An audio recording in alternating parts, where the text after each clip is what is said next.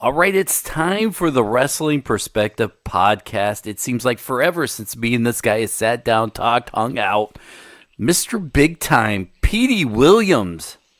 How's she going, eh? Well, I don't know because apparently now that you're heading over to Toronto and doing pay-per-views without me, you don't return my text anymore. Hey, man, not my fault. You know, Dennis, come on, man.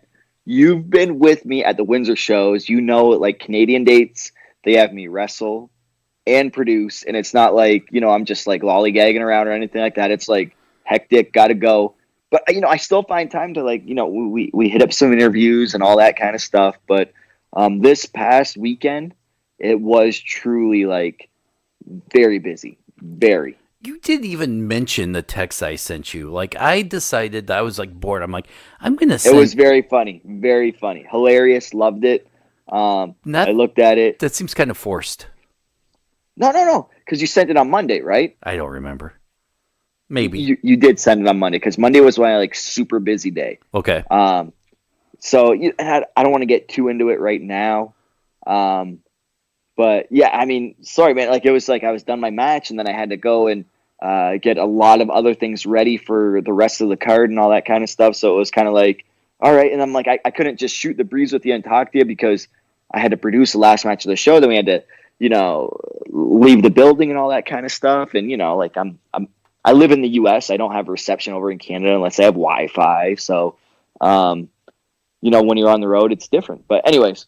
I digress. Let's talk about the Rebellion pay-per-view, and the big news coming out of that was Brian Cage injuring his back. He sent out a photo. Do you have any updates as to his condition? If you guys are worried going forward of what you're going to do, any ideas, future plans? Because someone asked me about this, and I kind of had said, and this is just me talking, you can correct me, is they might get creative if this is a longer term injury, and there's a month usually between tapings, although you guys are going out to Philly this week, that maybe they can finagle their way for a 2-month rehabilitation process to give them 2 months, but it doesn't feel that way on TV. Yeah, I mean, so well to start off, the producers of that match was Scott and Don.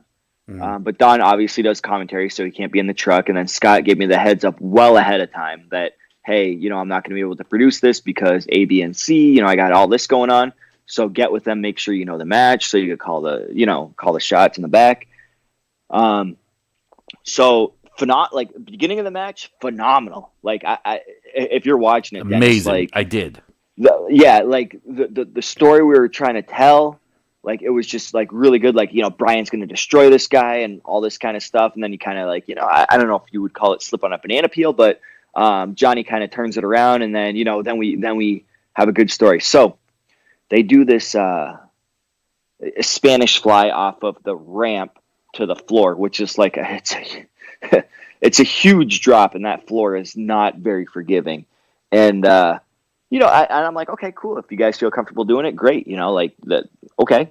Never wait, hang on. No, never once in your mind did you think, all right, this is kind of dangerous. Maybe I should put the kibosh, or did you left it in their hands of, all right, you guys are the professionals. You know what you're doing.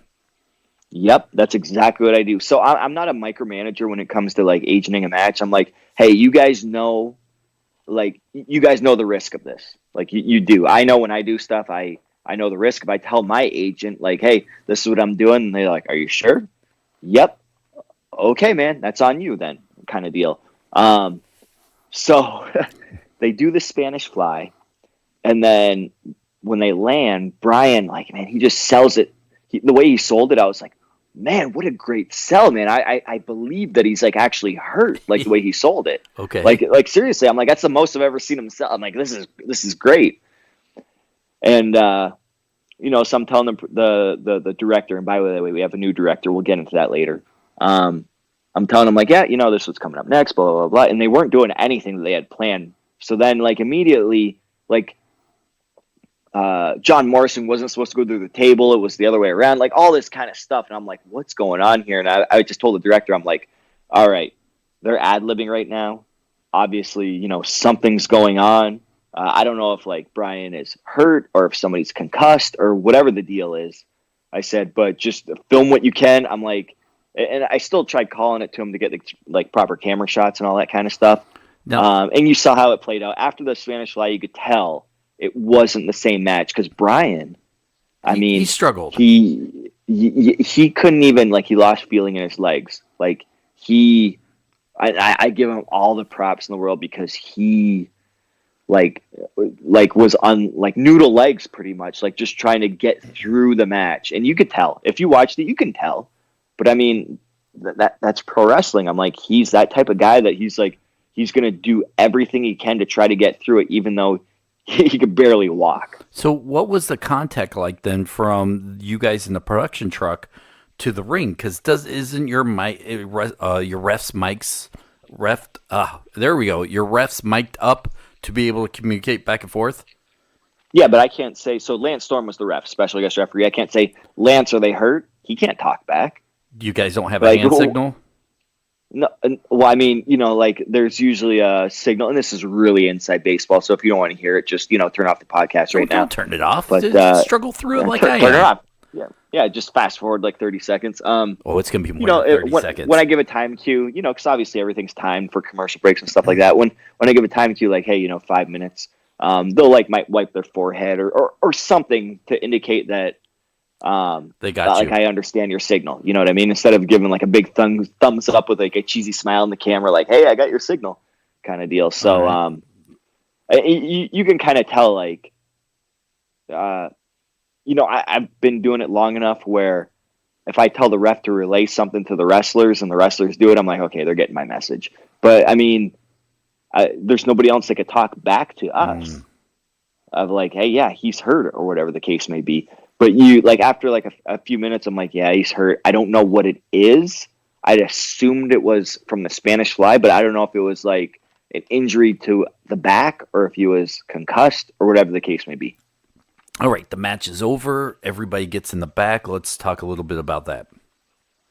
Oh, yeah, he was done. I mean, he was like, there was no celebration. It was like, get a medic. We got the medic there, and, immediately, like, he was like, my back, my lower back. And I got to give it to them that they brought him to the hospital, like, right away.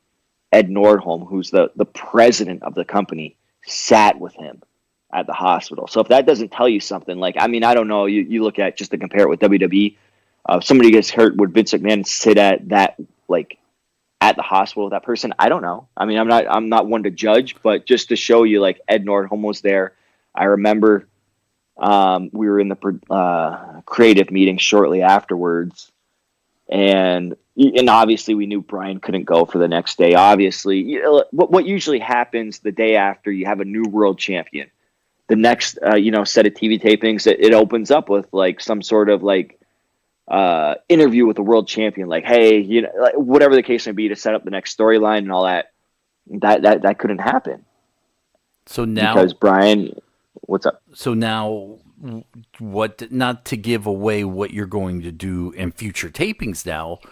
Mm-hmm. Is this addressed in any way in the next upcoming tapings, or did you guys just? Oh yeah. Okay, so you guys absolutely. Now, yeah, I mean, it was a legit injury. I mean, so if you watch the pay-per-view, and if you haven't, don't listen to this next like minute or whatever. But if you watch the pay-per-view, obviously Brian Cage wins the world championship, and then Michael Elgin makes his big debut. Good friends with Michael Elgin. He's a Canadian guy. He came from New Japan, and he's not under contract with them now. And now he's under contract, he's working with us. And he came in and kind of after the match, kind of laid out Brian. And so we're going to explain it that way, and don't want to give anything away of what we did. Right. But, now Elgin is in our storyline. You got, Johnny Impact and a couple other things going forward. So, you do what you got to do when you don't have, when there's an injury. And that's what we did. So we decided on what would be best going forward, what would make the most sense. And, and we even hit another hiccup at the TV taping. Somebody else got injured. So, I mean, it's always happens like that. And you just got to move forward. You got to do what you got to do. And kind of roll with the punches. Now, maybe you can talk a little bit, maybe you can't. I'm assuming, based off my, being hanging out with you after pay-per-views and TV tapings and stuff like that, everybody in creative gets together that night. Any talk whatsoever about having him relinquish the belt? Now, this is a question I've gotten out by a lot of people who listen to the show. Please don't let him relinquish the belt. Work around the injury. Not that I'm relaying their cries for or pleas to him, but was there any mention in your creative, like maybe we have to have him relinquish it, or not even discussed? No, it wasn't discussed. I don't believe so. So, like the big thing was when we were going through it, because he was at the hospital, and I don't mean to throw my home country under the bus, but our healthcare, it's free, because the taxpayers pay into it. It's not like I don't like to say it's free, but it's free. Everybody gets healthcare. So if you show up there, he's still waiting, and you're like, hey, my lower back is hurting, they're gonna be like, all right, well, this guy can't see. This guy's bleeding out of the ears. They're going to get a step ahead of you. So it's not like the United States of America. I know in the waiting room, they said that the one person was waiting for 14 hours. And it's like, oh my God, like that kind of thing.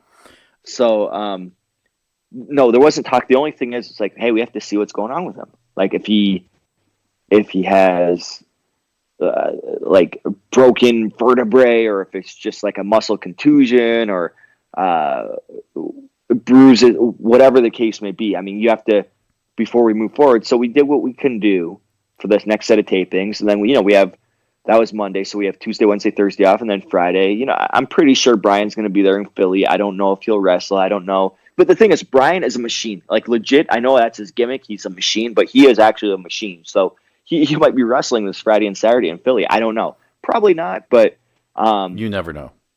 Yeah, you just never know. Any update that you've heard that you can relate to the fans on Brian's injury? We've talked about how it happened now. Well, I saw him walking around backstage on Monday. He saw the doctor and stuff. So, he's sore, really sore. I know they're going to talk about the on Friday on Impact. They're going to talk about his like status. So I wouldn't expect him to be out too long. And like I said, he's a machine. So the way we film, I don't know if he'll wrestle this weekend for the Philly tapings, but I mean, I would almost guarantee that he's good to go for June with our next set of tapings. I would almost guarantee that. Oh, wow. That's very, very interesting of a guarantee. And you mentioned Elgin, who, is a friend of yours. I kind of know him a little bit. Nice guy from what I know of him. Was very well hidden, by the way. And we're in an age where even, funny story, if you didn't listen to the podcast 2 years ago when Petey came back, I knew you were coming back. You knew you were coming back. And you showed up on, I guess, what was it, Cornette's? And, who was the other guys last night in Impact?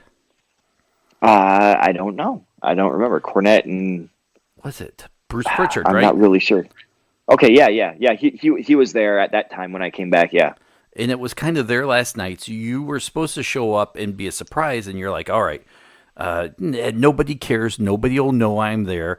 And like an hour before showtime, like my phone's blowing up with Petey Williams is backstage, and I'm sending you these messages. You're like, how do they know? Why do they even care that I'm coming back? So for someone like Michael Elgin to be back there, and I didn't follow it that closely, but I was surprised when he showed up. Yeah, and I mean, I think a lot of people were. I mean, I knew it was coming. The guys that I drove to the show with, by the way, it was Rohit Raju and Cousin Jake, or Jake something, however you want to, refer to him as. But they knew, because I was going to give them the heads up, like, hey, do you guys know Elgin's here? Because we all know Elgin.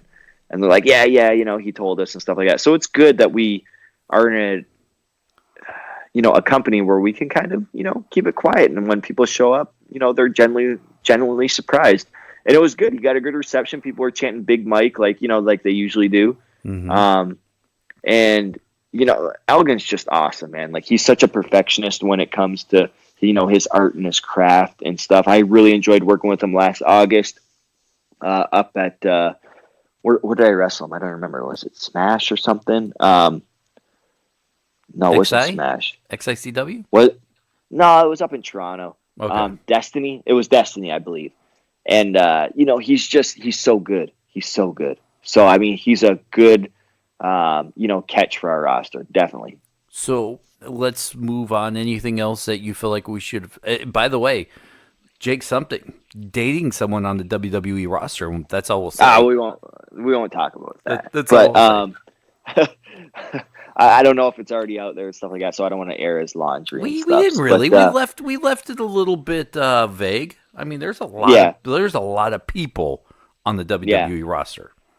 Well, I mean, I really like Jake something. I really do. I mean, at the pay-per-view, the match was supposed to be myself, Ace Austin. I'm trying to think what the original match was. Myself, Ace Austin, Jake Christ, and Willie Mack. It was supposed to be a four-way match to open up the show. Yeah, Willie wasn't there, was he? No, Willie was not there. Willie got stuck. He had some travel issues. He got stuck in, I believe it was like North Carolina or something like that. So they were thinking like, what do we do? With the recent departure of Eli Drake, now Eddie Edwards doesn't have anything to do. So they're like, let's throw Eddie in there. Prior to them suggesting that Eddie, play the role of the fourth person, I said, I drove up here with Jake. Jake's awesome. If you want to throw Jake something in there. And they're like, yeah, that's another option. Also, Eddie Edwards, and then Aiden Prince is another guy. So they ended up making a six-way, which I was shocked. And there was some debate on who would win the match and stuff like that. And, we finally settled on, how the match played out. So that was good.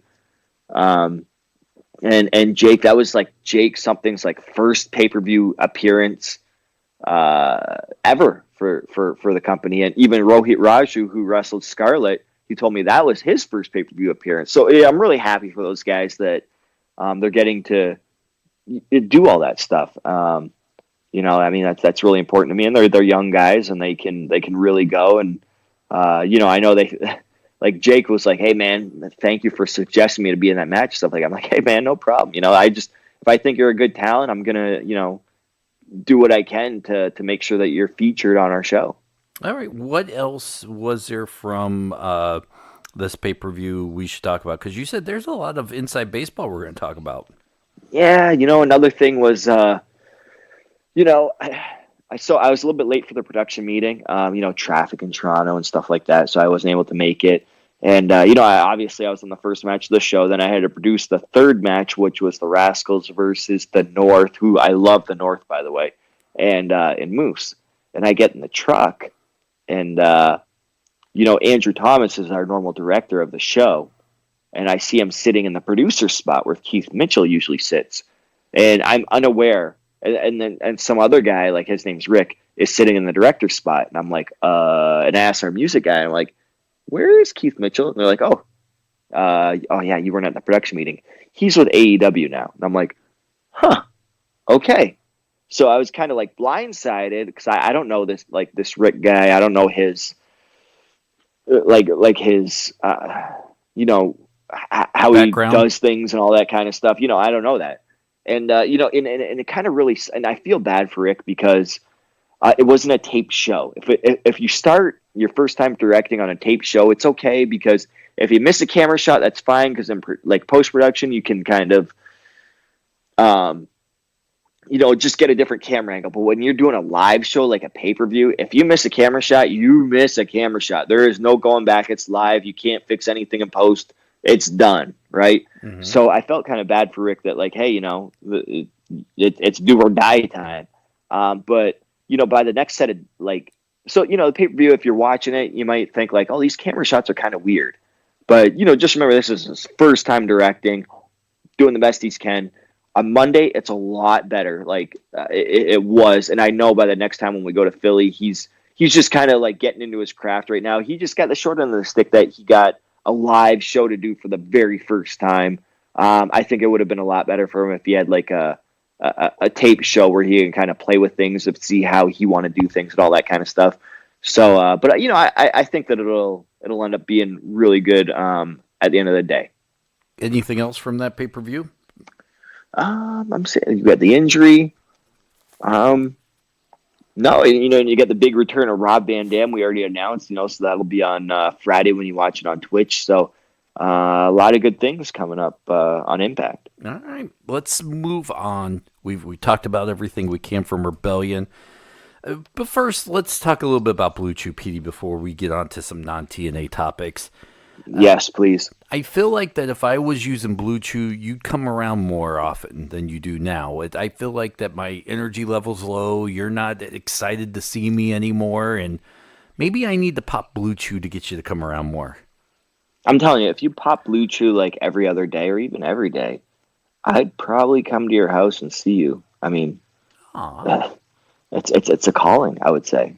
And if our listeners are having trouble getting their friends to come around, or let's say they're kind of like Willie Mack and they can't quite make it to the pay-per-view, if you know what I mean. No, I can't do that. Because if Willie Mack had Blue Chew, Willie Mack would not have only been on time for that pay-per-view, but he would have stole the show. He would have. I guaranteed it. He would have found a way to get to the show, regardless of where he was, and perform at the top level. And then, I really believe that. And then Lucha Underground would send us a cease and desist because of it. But that's how they work now. Anyways, hey, when you got Blue Chew, who cares about a cease and desist? You can't cease and desist that. That's right. Blue Chew is made from the same active ingredients as Cialis and Viagra. It's made in the United States, so it's cheaper. You can get it online. No awkward doctor visits. Pete, when you come over and we play doctor and it gets kind of awkward, with Blue Chew, you don't have to do any of that. No, I mean, there's no awkwardness. I mean, it's really easy. I mean, it's free when you use the promo code Perspective. It's absolutely free. You just got to pay $5 shipping and handling. What you talking about, Willis? Free? What? What you talking about, Willis? Free? What you talking about, Willis? You like that? And we probably have some young listeners right now that don't know what you talking about, Willis. But look it up. And I'm happy for you if you don't know what that means. That means you're young and you. We'll wait for you. Hang on. Yeah. Right. All right. Anyways, yes, if you use a promo code Perspective, you get your first order for free, and it keeps the show going. It keeps us all happy. We don't ask anything from you guys outside of it. There's no Patreon. There are some places that, exclusive Patreon stuff here. Get this interview on Patreon. We don't do that. We want everything we do to be free for you guys. And listen, if you've done it already, tell your other friends to do it. It helps us out, and it's like $5. You know what? You cannot even feed a child in Africa that cheap. So I agree. So, I mean, why not feed your Libito for $5, right? Your Libito. Yeah. So that's it. Yeah. That might have been the worst ad ever. I don't think so. The worst ad ever. Anyways, Pete, let's talk a little bit about this Jon Moxley thing that were treated to this week.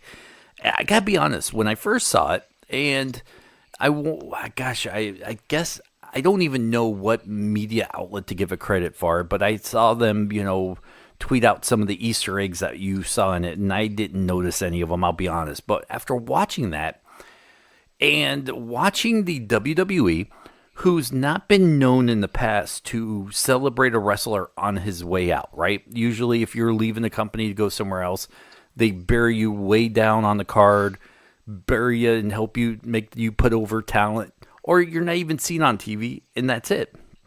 With Dean Ambrose, they had a going away tour. They had the last ride with the Shield. They gave him like a WWE special on a Sunday night.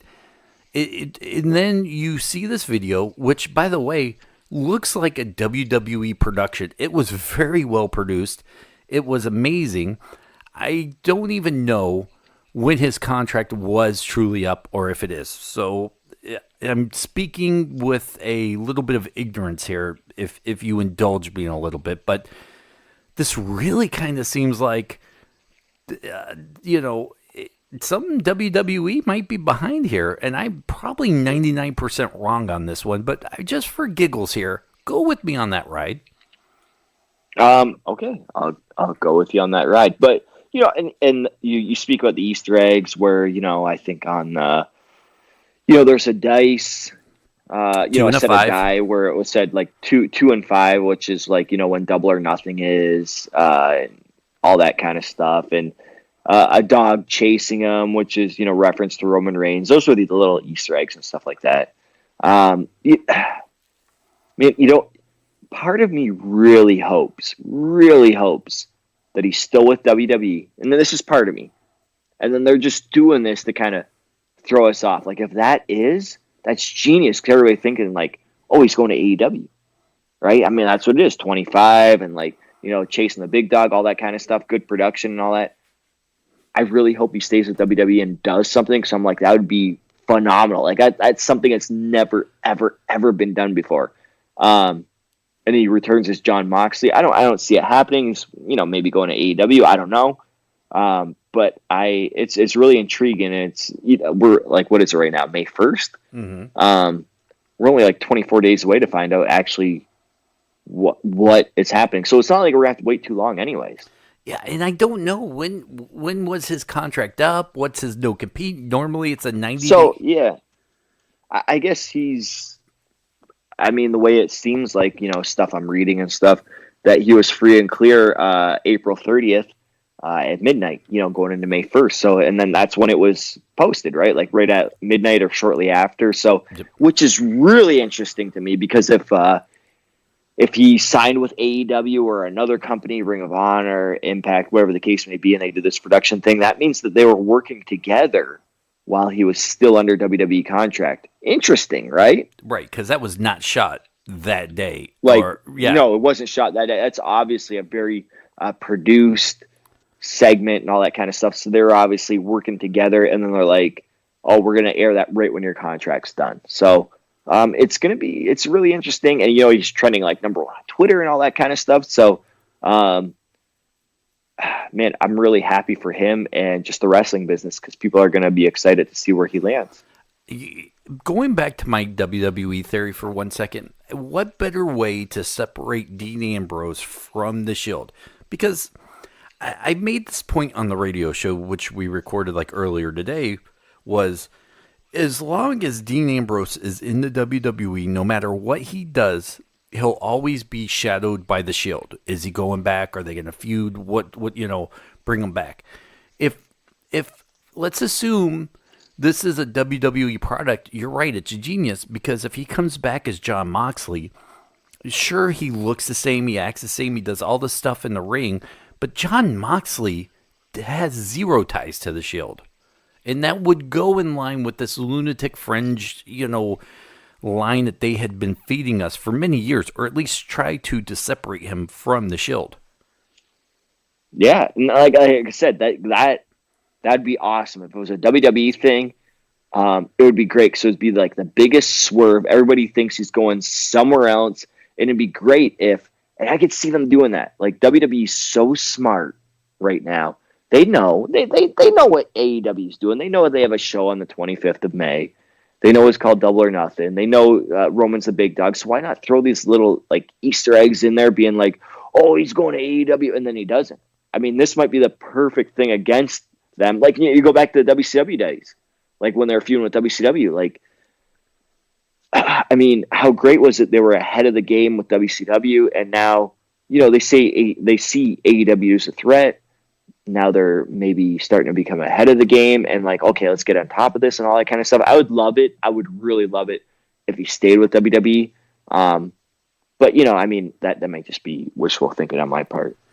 I absolutely, but it was very well done. He didn't do it on his own. If this is an AEW produced venture, holy cow, the production looks amazing. Yeah, no, I agree. And production, and I mean, that's one thing, like, we'll go back to Impact. I know I'm like partial to Impact, but Slightly. yeah, slightly, right? We film a lot in a short period of time. So a lot of our stuff is post-produced. So we really have to rely on our production team. and we do really have a good production team. So I really like produce stuff. And that this was like one of the best. Like, it was really good. So whether it came from AEW or WWE, Ring of Honor, Impact, it's a really good production they did, and it's got a lot of people talking and buzzing and stuff like that. So I'm pretty sure we're not going to have to wait too long to find out what the answer is.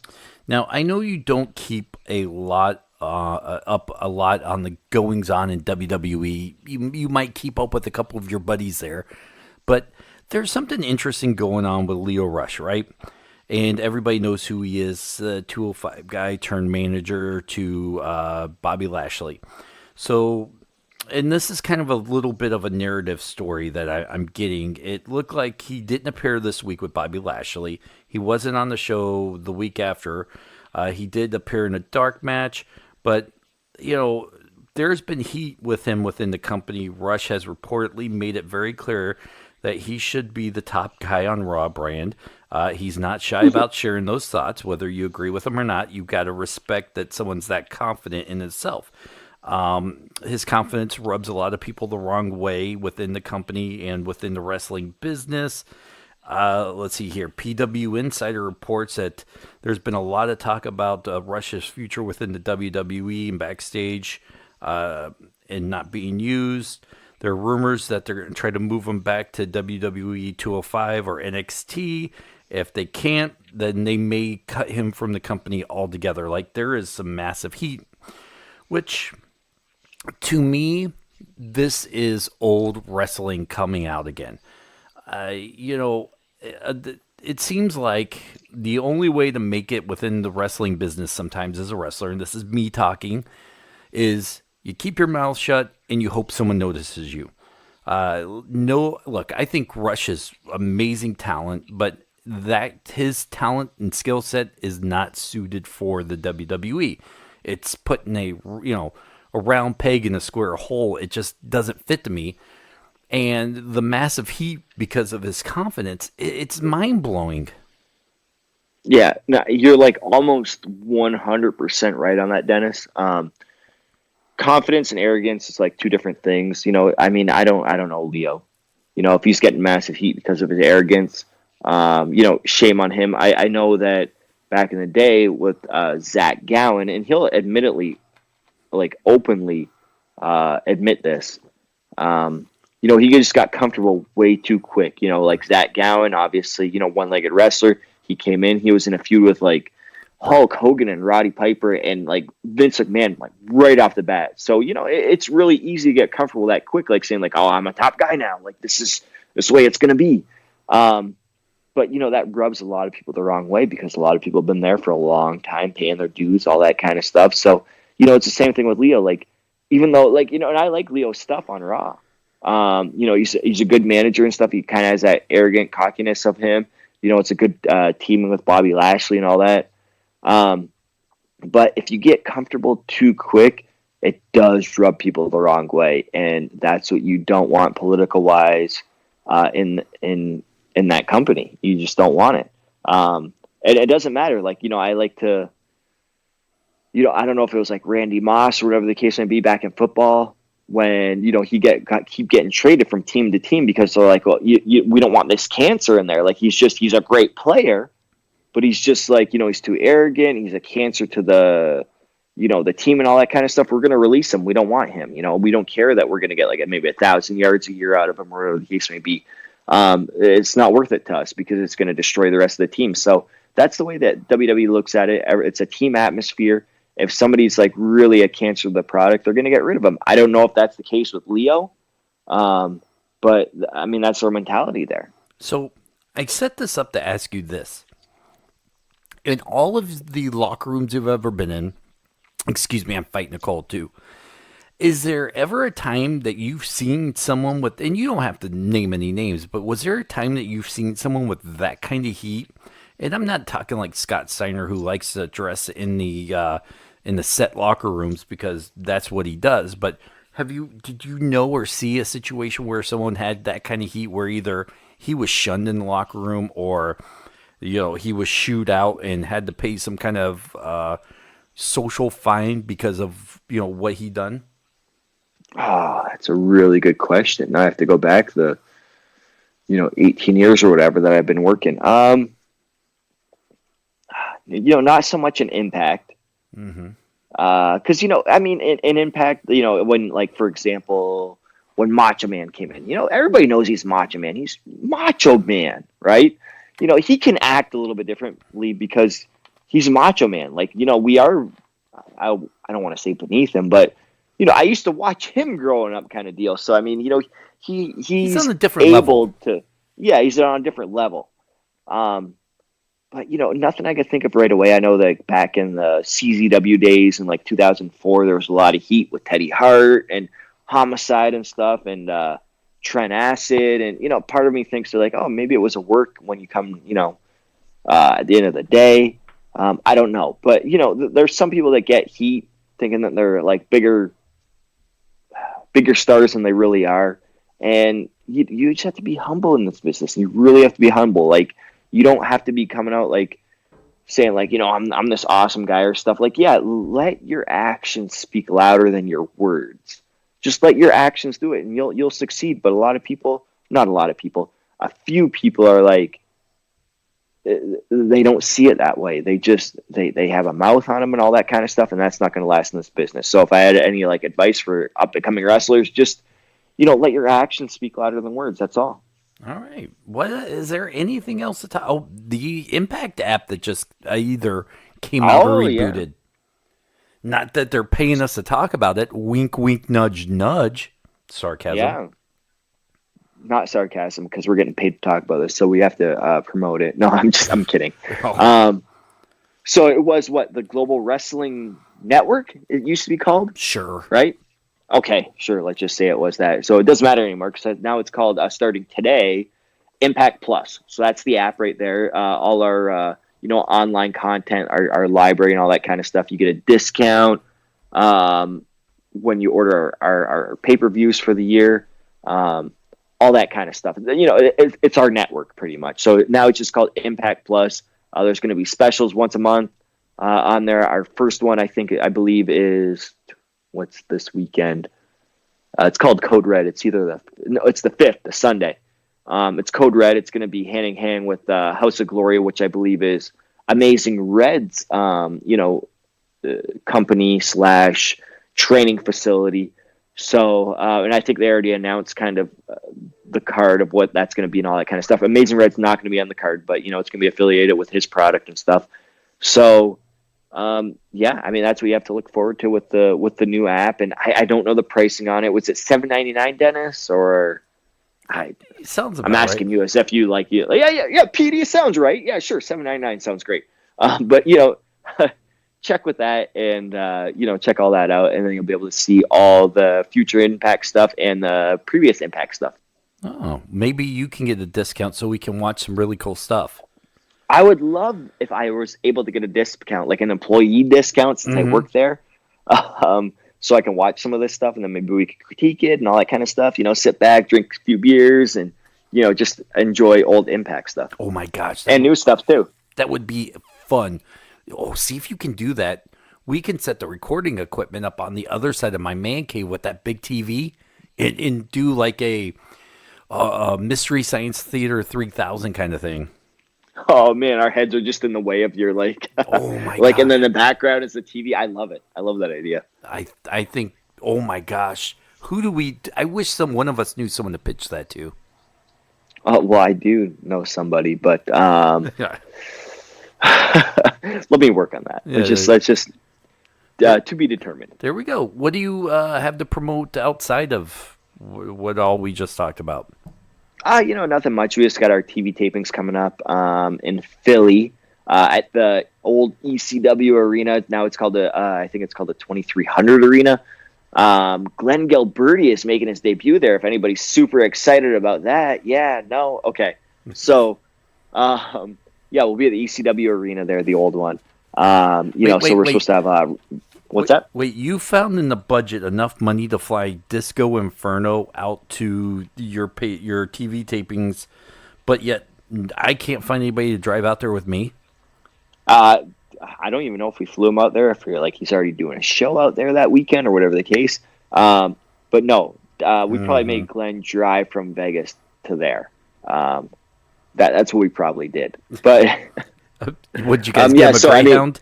Dreamer's going to be there. I'm pretty sure Rob Van Dam's going to be there.